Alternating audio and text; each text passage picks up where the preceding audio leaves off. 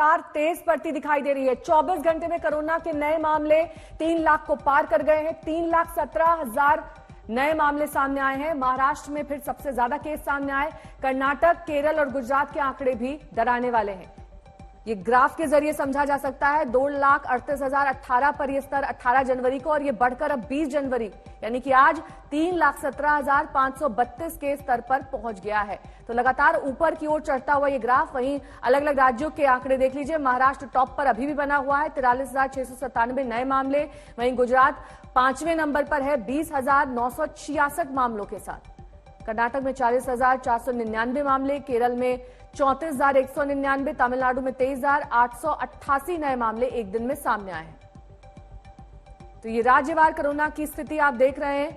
इसमें किस तरीके से अब ये 5 राज्य टॉप पर पहुंच गए। उत्तर प्रदेश की स्थिति भी ठीक नहीं है, 17,776 मामले, दिल्ली में 13,785, उड़ीसा में 11,607, पश्चिम बंगाल 11,447 और आंध्र प्रदेश में 10,057 नए मामले सामने आए।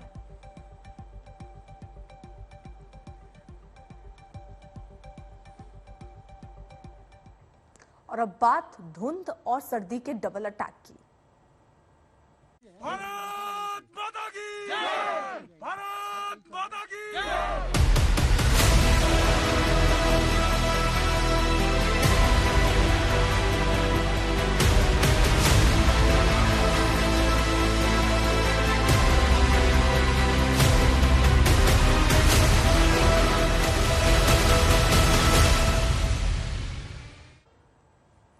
पूरे उत्तर भारत में कोहरे और शीतलहर का डबल अटैक जारी है। दिल्ली, यूपी, बिहार के तमाम शहर कोहरे की चादर में लिपटे हैं। पहाड़ों पर अगले 2 दिन भारी बर्फबारी और बारिश का अलर्ट है। लिहाजा मैदानी इलाकों में सर्दी अभी और बढ़ सकती है। ये तस्वीरें कुछ रख रहे हैं जहां शीतलहर और कोहरे का डबल अटैक दिखने को मिल रहा है। दिल्ली, मेरठ, पटना, गोरखपुर, कानपुर, मुरादाबाद कई ट्रेनें देरी से चल रही हैं। लोग अलाव के जरिए ठंड से थोड़ी राहत पा रहे हैं। धुंध के चलते गाड़ियों की रफ्तार भी धीमी हुई है। आज गुरुवार की सुबह दिल्ली और आसपास के इलाकों में लोगों को कोहरे की वजह से खासी मुश्किलों का सामना करना पड़ रहा है। मौसम विभाग के प्रोजेक्शन के हिसाब से आज दिल्ली और आसपास के इलाके में मॉडरेट फॉग यानी कि फॉग की, कोहरे की मध्यम चादर छाई हुई रही। साथ ही मिनिमम टेम्परेचर की अगर हम बात करें न्यूनतम तापमान की तो लगभग 10 डिग्री के आसपास रहा और अधिकतम तापमान 18 डिग्री रहने की संभावना है। कोहरे की वजह से विजिबिलिटी पे भी खासा असर दिख रहा है। नॉर्दर्न रेलवे के हिसाब से आज जहां कोहरे की वजह से 22 ट्रेनें कैंसिल करनी पड़ी, वहीं दूसरी तरफ लगभग 13 ट्रेनें अपनी निर्धारित समय से कई घंटे लेट चल रही है। यानी कोहरे का असर अब आम जनजीवन पे भी दिखाई दे रहा है। ध्यान देने वाली बात यह है कि मौसम विभाग के प्रोजेक्शन के हिसाब से आने वाले 3-4 दिनों में दिल्ली और आसपास के इलाके में बारिश होने की भी संभावनाएं बनी रहेंगी। वीडियो जर्नलिस्ट सचिन चंडोक के साथ मैं अमित भारद्वाज, दिल्ली, आज तक। दिल्ली में पिछले कुछ दिनों से कड़ाके की ठंड पड़ रही है। सुबह के वक्त, शाम के वक्त शीतलहर चल रही है, लेकिन अब घना कोहरा भी छाया हुआ है। इस वक्त मैं राष्ट्रपति भवन के बेहद नजदीक मौजूद हूं। अगर आप देखें तो राष्ट्रपति भवन घने कोहरे की वजह से बिल्कुल भी नहीं दिखाई दे रहा है। गणतंत्र दिवस के परेड की यहाँ पर प्रैक्टिस चल रही है। दूसरी तरफ हम आपको ले जाना चाहेंगे। देखिए, अब यहाँ से जो इंडिया गेट है वो भी बेहद नजदीक है, लेकिन हालत यह है कि इंडिया गेट भी नहीं दिखाई दे रहा है। विजिबिलिटी 50 से 100 मीटर की फिलहाल है। तो यानी आप अपने घर से अगर दफ्तर के लिए निकल रहे हैं और गाड़ियों से निकल रहे हैं तो बेहद सावधानी से निकलें। मौसम विभाग का कहना है कि जो घने कोहरे की चादर है दिल्ली एनसीआर में, ये इसी तरीके से कुछ दिनों तक रहने वाली है। कैमरामैन दीपक बिश के साथ अरविंद ओझा, दिल्ली, आज तक।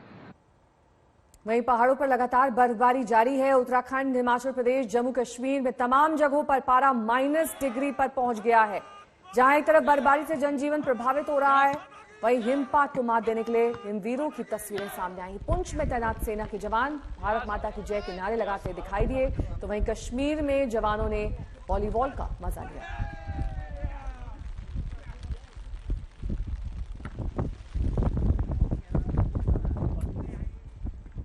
नए नए उतार चढ़ावों के बीच यूपी विधानसभा चुनाव की सरगर्मियां तेज होती दिख रही हैं। योगी सरकार को सीधी चुनौती देने के मकसद से अब अखिलेश यादव भी चुनावी मैदान में आ गए हैं। कल ही अखिलेश ने अपना पहला विधानसभा चुनाव लड़ने का संकेत दिया, लेकिन अखिलेश के इस ऐलान में कई पेच निकल आए। कल अखिलेश आजमगढ़ की जनता से राय लेने की बात कर रहे थे, लेकिन आज उनकी सीट को लेकर कई अटकलें तेज हो गई।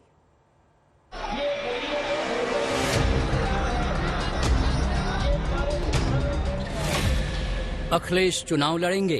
मैं आजमगढ़ की जनता से कहूंगा और पार्टी जहां फैसला लेगी वहां लड़ूंगा। अखिलेश कहां से लड़ेंगे? मैं आजमगढ़ की जनता से अनुमति लेकर के ही चुनाव लड़ूंगा, अगर चुनाव लड़ता हूं तो। अखिलेश कब लड़ेंगे? चुनाव पहले होना चाहिए, योगी जी से पहले लड़ लें चुनाव। 3 सवाल और तीनों के जवाब खुद अखिलेश की जुबान से, लेकिन जवाबों की तासीर ऐसी कि एसपी अध्यक्ष ने समर्थकों, विरोधियों और मीडिया को भी करीब करीब उलझा ही दिया। कैसे, ये समझिए। जिस आजमगढ़ की जनता से राय लेने की बात अखिलेश कर रहे हैं, वहां चुनाव 7वें चरण में है। योगी आदित्यनाथ की सीट गोरखपुर में चुनाव 6ठे चरण में है, लेकिन अखिलेश कह रहे हैं कि वो योगी से पहले भी लड़ सकते हैं। मैं आजमगढ़ की जनता से कहूंगा और पार्टी जहां फैसला लेगी वहां लड़ूंगा, और चुनाव पहले होना चाहिए, योगी जी से पहले लड़ लें चुनाव। मैं आजमगढ़ की जनता से कहूंगा और पार्टी जहां फैसला लेगी वहां लड़ूंगा, और चुनाव पहले होना चाहिए, योगी जी से पहले लड़ लें चुनाव। यानी कल की सीधी सादी कहानी में नया नया मोड़ आ चुका है। मोड़ ये कि अखिलेश के नाम पर अब पश्चिमी यूपी की 3 सीटों की चर्चाएं तेज हो गई हैं। ये सीटें हैं मैनपुरी की सदर सीट, कन्नौज की छिबरा माऊ सीट, आजमगढ़ की गोपालपुर सीट। लेकिन अखिलेश आजमगढ़ जाएंगे या मैनपुरी या कहीं और, वो खुद अपनी रणनीति पर असमंजस बनाए हुए हैं। मैं आजमगढ़ की जनता से अनुमति लेकर के ही चुनाव लड़ूंगा, अगर चुनाव लड़ता हूं तो। नहीं, आजमगढ़ की जनता से अनुमति इसलिए लेनी पड़ेगी, वहां के लोगों ने मुझे जिताया है। वैसे तो पश्चिमी उत्तर प्रदेश समाजवादी पार्टी का ही गढ़ माना जाता है, लेकिन 2017 के विधानसभा चुनाव में चली बीजेपी की आंधी में सारे समीकरण धराशायी हो गए थे। बीजेपी को पश्चिमी यूपी की 97 सीटों में 44.4% वोट के साथ 82 सीटें हासिल हुई थी। वहीं एसपी को 19.5% वोट के साथ 9 सीटें हासिल हुई थी। लेकिन इस बार किसान आंदोलन के असर और एसपी आरएलडी गठजोड़ के चलते अखिलेश को अपनी खोई हुई जमीन कुछ हद तक वापस पाने की उम्मीद है।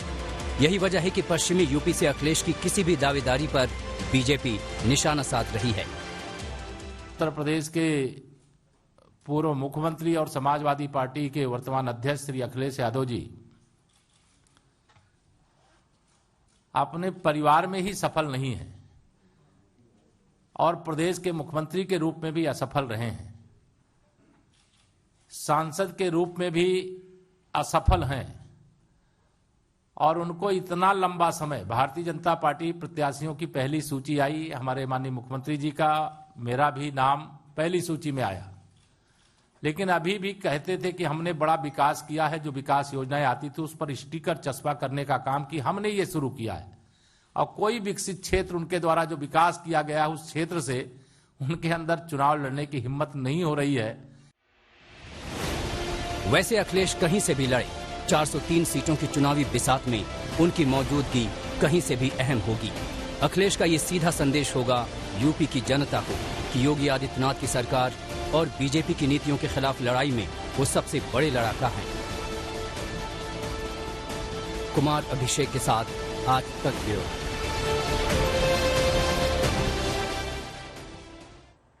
अखिलेश को सिर्फ अपनी सीट की नहीं, कई और सीटों की चिंता करनी है। सबसे ज्यादा मुश्किल पश्चिमी यूपी की सीटों को लेकर है। चुनावी ताकत बढ़ाने वाला उनका फॉर्मूला जंजाल बनता जा रहा है।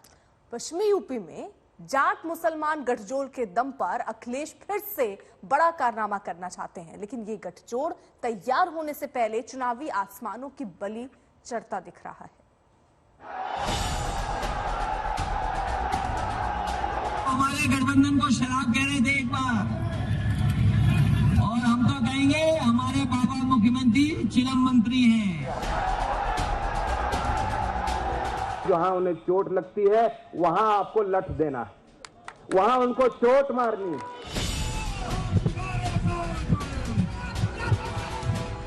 पश्चिमी यूपी की जाट मुस्लिम गठजोड़ वाली राजनीति में फिर से दम फूंकने के लिए अखिलेश और जयंत चौधरी भले ही गले मिल चुके हों, लेकिन टिकटों का बंटवारा दोनों के गले की फांस बन चुका है। मुसलमान उम्मीदवार को टिकट से जाट खफा हो रहे हैं और हिंदू समुदाय का उम्मीदवार इलाके के मुसलमान नेताओं को खटक रहा है। मेरठ में जाट समुदाय ने गठबंधन के खिलाफ मोर्चा खोल दिया है। दरअसल मेरठ की 7 विधानसभा सीटों में से 6 सीटों पर गठबंधन के उम्मीदवारों का ऐलान हो गया, जिसमें 4 मुस्लिम उम्मीदवार को टिकट दिया गया है। जाट नेताओं की नाराजगी की वजह यही है। हम ऐलानिया कहते हैं, चेताना चाहते हैं गठबंधन के बड़े नेताओं को कि अगर जाट जैसी स्वाभिमानी कौम का अपमान होगा तो जाट इसको परोक्ष और परोक्ष रूप से आपको खामियाजा जाट लैंड में उठाना पड़ेगा। वहीं मुजफ्फरनगर की कहानी उल्टी है। यहाँ 6 में से 5 सीटों के उम्मीदवारों का ऐलान कर दिया गया, लेकिन इस लिस्ट में एक भी मुस्लिम नाम नहीं है, जबकि इलाके में मुसलमानों की आबादी करीब 38% है। यहाँ की मीरापुर विधानसभा सीट पर एसपी के लियाकत अली की मजबूत दावेदारी मानी जा रही थी। 2017 में लियाकत अली को बीजेपी के अवतार सिंह भड़ाना ने सिर्फ 193 वोटों से हराया था, लेकिन उन्हें टिकट नहीं मिला। इस फैसले से मुजफ्फरनगर में कानाफूसी तो है, लेकिन लियाकत फिलहाल चुप है।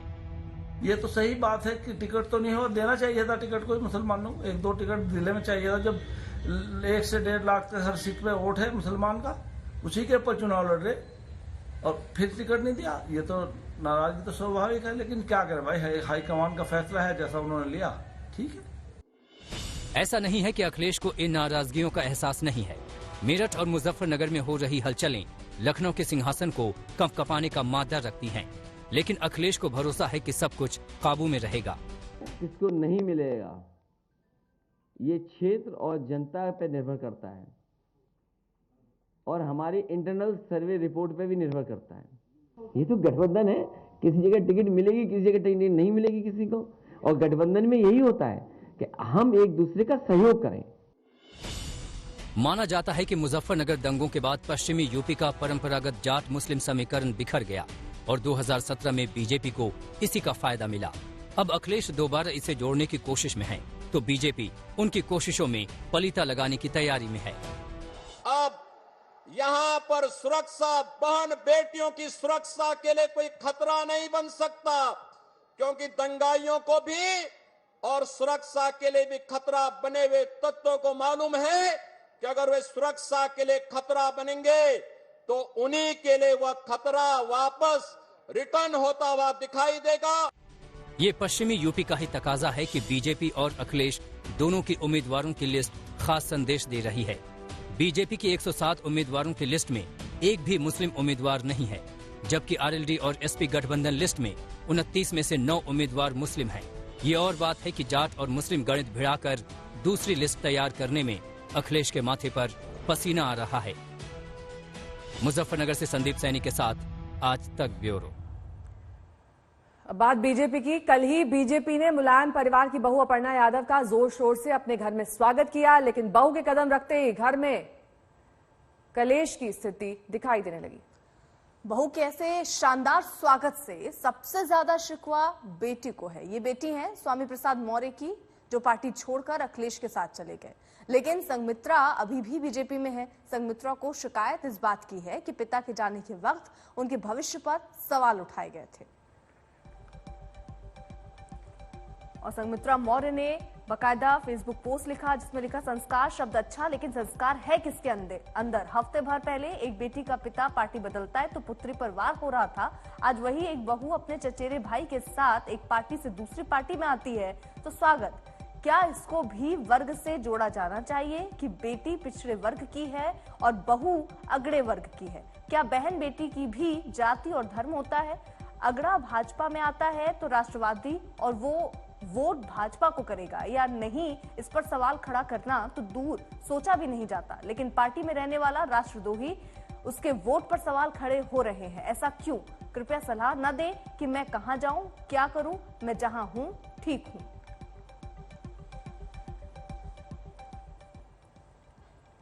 बात कांग्रेस की करेंगे। यूपी में अपनी मौजूदगी दिखाने को लेकर कांग्रेस नेता प्रियंका गांधी वाड्रा लड़की हूं लड़ सकती हूं कैंपेन चला रही हैं, लेकिन इस कैंपेन में बड़ा झटका लग रहा है। प्रियंका ने ये नारा महिला वोटर को अपने पाले में करने के लिए दिया था, लेकिन इस अभियान की पोस्टर गर्ल ही उनसे खफा होकर बीजेपी में जाने को तैयार है।